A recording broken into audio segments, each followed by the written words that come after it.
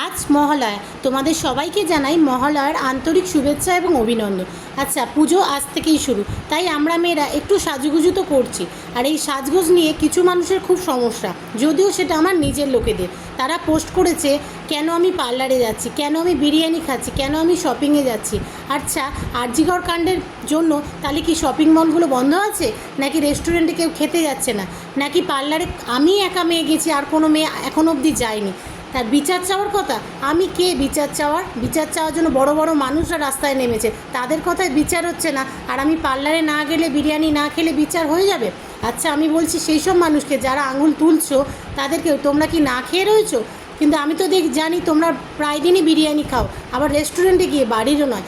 তাই অন্যের দিকে আঙুল তোলার আগে একটু নিজের কথা ভেবে দেখো, আমি কি করছি। তুমি রাস্তায় নেমেছো কোনোদিনও রাস্তায় বিচার চাওয়ার জন্য, নাকি ঘরে বসে শুধু অন্যের পিছনেই কাঠি করে যাচ্ছো?